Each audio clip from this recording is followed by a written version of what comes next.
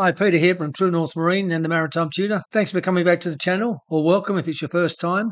I was a maritime trainer and assessor for over 20 years. I'm currently retired, so I make short videos to assist people in learning and understanding maritime rules and regulations and obtaining marine qualifications. This is largely funded by our Marine Radio Licence program. So if you do need to obtain a marine radio licence, please go to our website at truenorthmarine.com.au. So that would really help in keeping the program going and helping to make more videos. Okay, so in today's video, I want to talk about sea time requirements for general purpose hands and what kind of limitations are there with a general purpose hand qualification. So on the screen at the moment, there is a lot of information. I'll be the first to say that, but we're going to break that down. You can see the first arrow is pointing to eligibility. The other information is where it says direct and general supervision. And then down the bottom of the screen, there are two lines of GPH, one with an asterisk, which I'll explain very shortly. But they're the types of vessels that you are permitted to work on in size, tonnage, engine propulsion power, limitations offshore, etc. So we're going to go through and we're going to break those down. This won't be a long video, but there is a lot of information in here that you'll probably, or you should find very important if you're planning on getting a general purpose hand qualification. So this won't be a long video, I hope, but there's a lot of information and valuable information, and I hope you gain something out of it. Stay through to the end because I've got a little tip that you could use in getting some sea time, and it won't cost you anything, or maybe a little bit of your time. Okay, let's move on. So to be eligible for a general purpose and marine qualification, you need to be at least 16 years of age. You need to be able to read and understand English, and that includes being able to read written documents. You need to be medically fit, and there's a medical form on the AMSA website, amsa.gov.au. Then that medical fitness includes eyesight tests as well. Number 4 on the screen, as you can see, is complete training. So you must undertake a training course. The final thing is number 5, is where you will need to gain some sea service. Sea service is essentially experience or boating experience. We'll talk about the amount that you need shortly, but it's not difficult to obtain. So direct supervision is when the person being supervised, that could be you, is frequently within sight and hearing of the supervisor. Essentially, you're working side by side.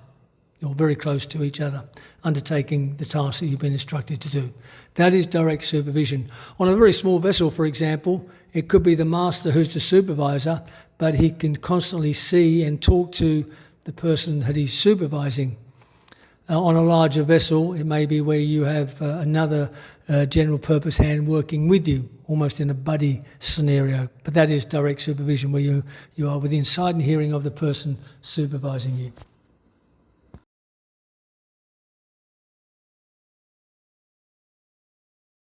Okay, let's look at general supervision. Now, this is where a person already holds a general purpose hand certificate of competency. So you've undertaken the training course. Now you're on board a vessel.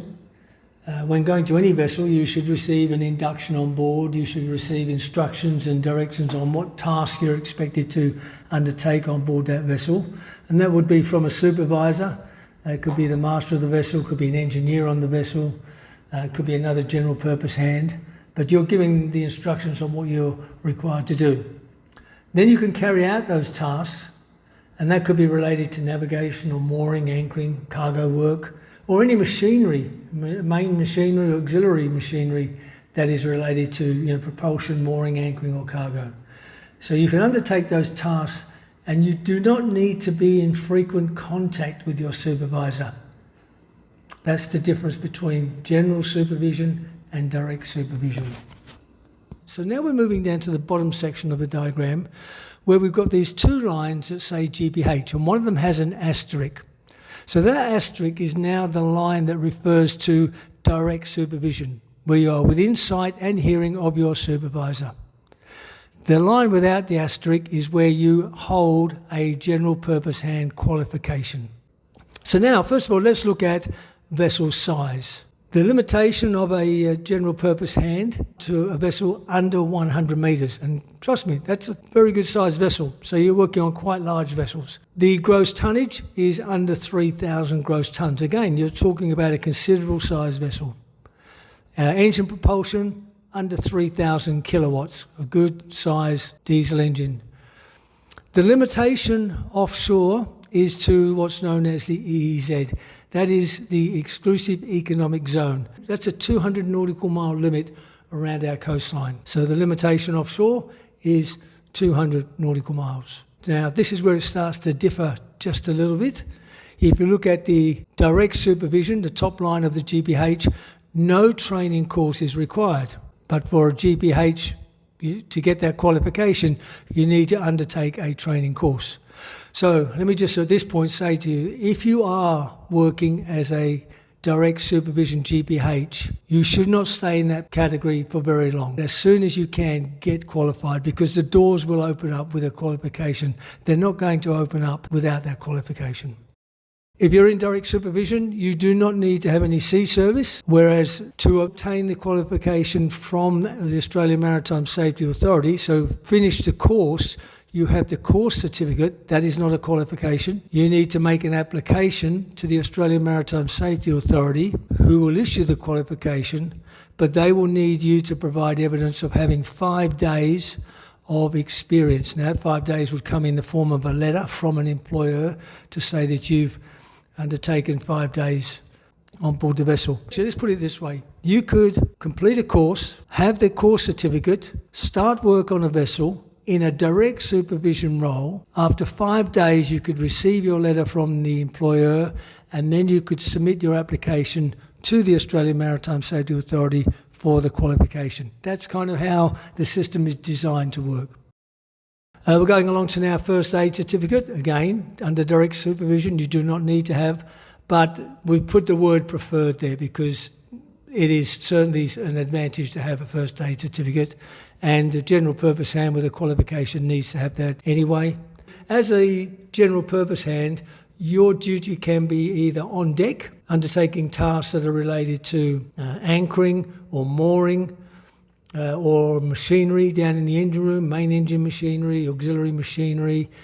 The last line then, so then we have a marine radio licence. So there are 2 preferred items on the screen. The first one is first aid certificate, and most workplaces these days require their employees to have a first aid certificate. So if you don't have one, it should be high on your list of priorities to obtain a first aid certificate.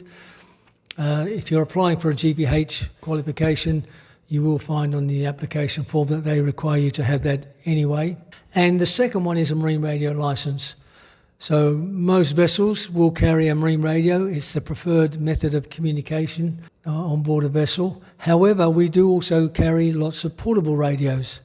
So if you're working as crew on board a vessel, you are required to use a marine radio, a portable marine radio, then you would need a licence for that anyway. So it's ideal to get those 2 items out of the way early in the process, so it doesn't delay anything when you want to get that qualification issued.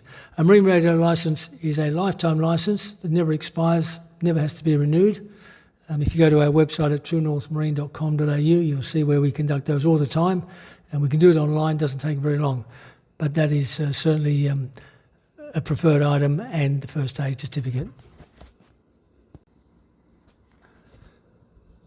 Now finally, I did say at the beginning that I'll give you a tip on how to get some sea service if you are not too sure how it could be achieved. Now, I'll put a disclaimer in here because I am a member of a marine rescue organisation, a marine rescue base. It's a great organisation, and there are numerous opportunities. It's a volunteer, so of course you're not going to get paid, but you will learn a lot. So my advice is, if you really are interested in the maritime industry, if you can see that there's a career for you in this, and that's been my career for over 50 years, then one of your starting points should be in joining a local marine rescue base. They will teach you seamanship skills and navigational skills. They are commercial vessels, so you get a good understanding of how commercial vessels operate as opposed to a recreational vessel. And you can get that sea time that is required if you want to move forward and undertake approved training courses in the maritime industry. So that's my tip.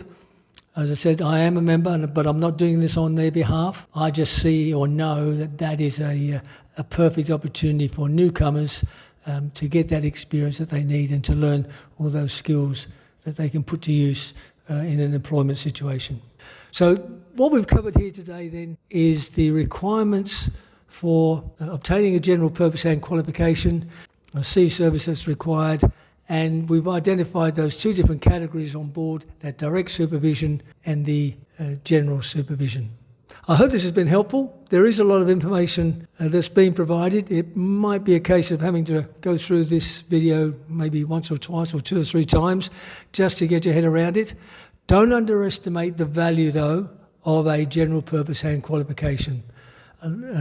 Being in at sea for a long, long time myself, there are people who try to downplay the role. And yet I can assure you it is a very important role on board and a very important qualification to have. Okay, thanks for your time. See you in the next video.